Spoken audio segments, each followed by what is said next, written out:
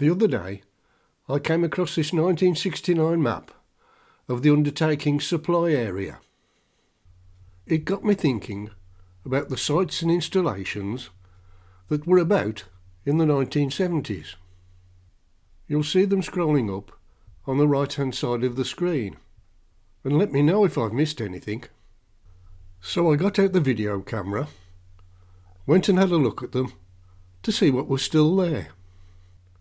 The next 12 minutes or so of video shows what I found, and in any event, if you suffer from insomnia, it'll help you get to sleep. The Oaks on the Merridale Road was where the water engineer and manager was based.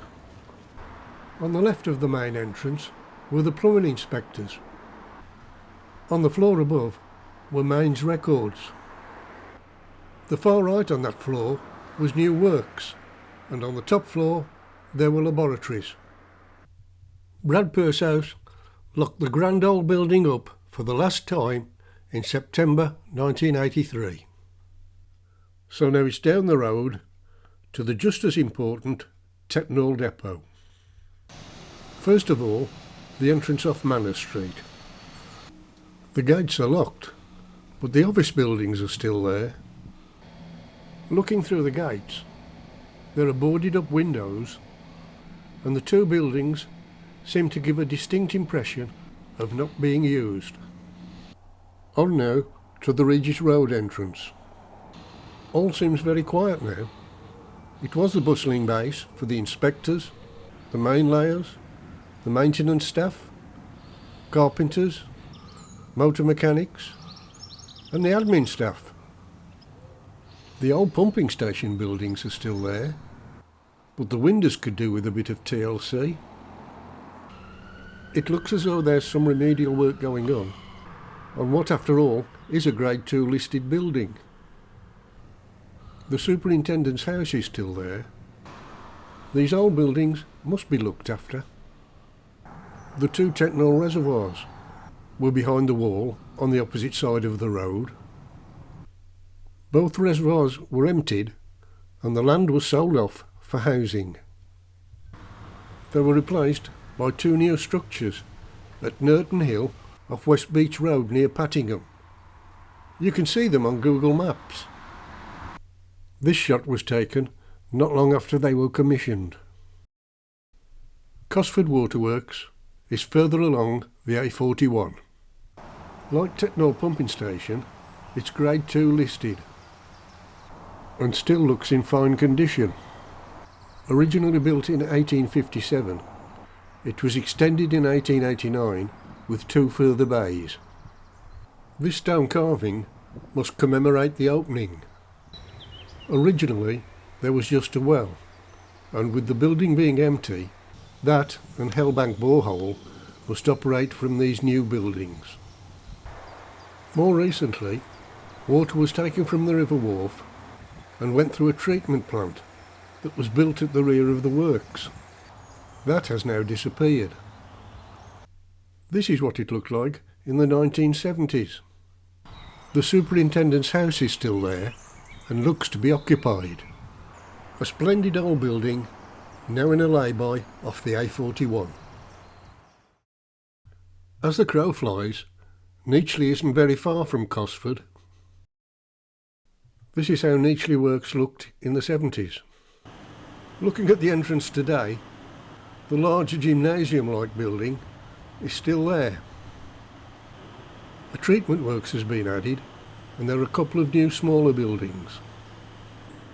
There were two boreholes and a couple of force pumps in the main building. One of the force pumps, I wonder if they've been replaced. Copley Works is near to Pattingham. The site is at the end of a longish drive, just off Copley Lane, close to the Chesterton Road. Approaching the gate, it looks as though there have been some landscape improvements since I was last here. There seem to be quite a few new buildings, and the whole works certainly seems to have been modernised. These two shots show how a borehole pump was removed in the 70s. Next stop, Dimmingsdale at Lower Pen.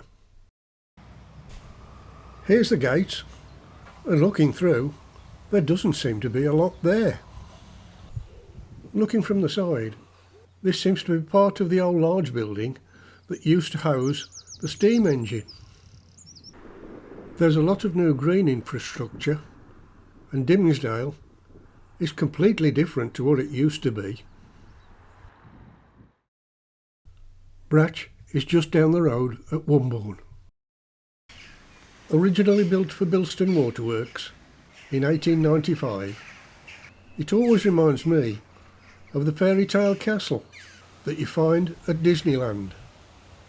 It's Grade 2 listed, and the Historic England entry says that the unique architecture make this a very special site of outstanding interest. You can still see the steam engines, but more of them in a minute. The new, more functional buildings are to the one side of the old works. They certainly don't have any character. The two old steam engines in the 1970s. Move on to the year 2000, and a group of enthusiasts had managed to restore one of the engines and get it into a working condition. Victoria stands silent, ready to be fired up. A turn of the handle and she becomes a living, breathing steam engine again. She's glistening with oil and taking us back to an era when steam was king. Sadly, and for whatever reason, the project didn't survive, and I wonder if we'll ever see steam rising from the Bratch again. Tom Hill is on the road from Wombourne to Halfpenny Green. There's a nice new gate and fencing now. On either side of the path down to the station, there are now mature trees. There's a nice new building. The site's much improved compared to the 70s. And now to Hilton. Up Stratford Lane at Hilton, and it's on the right. There are quite a few health and safety warning signs on the gates. The big old building is still there. It's quite an imposing structure, but I can't get over all those signs on the gate. Stableford. It's on the Rabbit Run, just by that little narrow bridge with the traffic lights. There's not much left of Stableford. Just the remains of the 4 sheds that covered the boreholes, and the odd-shaped admin building is gone. There is nothing now to indicate it was ever anything to do with water supply. Roughton Works was just off the main Wolverhampton to Bridge North Road, opposite the turning to Roughton Village. The entrance is in that hedge over there. There's still a gate there, with just a sign on it to indicate that it was a Severn Trent site.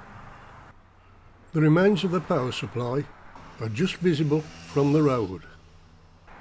You wouldn't think there was once a water supply works here. Back in Wolverhampton, it's Golthorn Hill. Looking towards the Dudley Road, the reservoirs are on the right and the pumping station is on the left. It's Grade 2 listed, and the Historic England entry says, as such, it is one of the country's earliest examples of pumping station architecture. It's obviously in need of a bit of TLC. The attached house has on the side the remains of a Second World War air raid shelter. On the opposite side of the road are the 2 service reservoirs, and if I remember correctly, in the 70s, one contained Bratch water and one contained water from the River Severn, pumped up from Hampton Load. At the end of the drive, there's the valve house.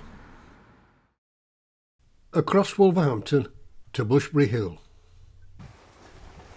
From the top of Sandy Lane, take the walk up towards the top of Bushbury Hill. Eventually, you'll be able to see the old reservoir on the right. It's well hidden now by the undergrowth. The two new ones, similar to those at Nerton Hill, put up in the 1970s, are also well hidden. Finally, Bridgnorth, the far west of the supply area. Rindleford Pumping Station. It's hard to believe that 40 to 50 years ago, this was the borehole that supplied Bridgnorth's water. It's down by the River Wharf, boarded up, but in good condition. The island at the top of the Hermitage. And over on the right, in the tree line, was where the old Bridgnorth Reservoir was. Turn left at the island, and on the right you'll come to a track that leads you up to the new Bridgnorth Reservoir. There's a grassy mound covering it. Hightown, at the end of a little side road off Salop Street, is what I knew as the Salop Street Repumping Station. It was also a base for the Bridgnorth Inspector. The Ludlow Road, coming up from the bypass. Along here was 100 Hill Reservoir. Long gone, but I think the entrance might have been here. So there you have it, a look in 2024 at what all these sites look like. Hope it brought back some memories, and I hope you enjoyed it.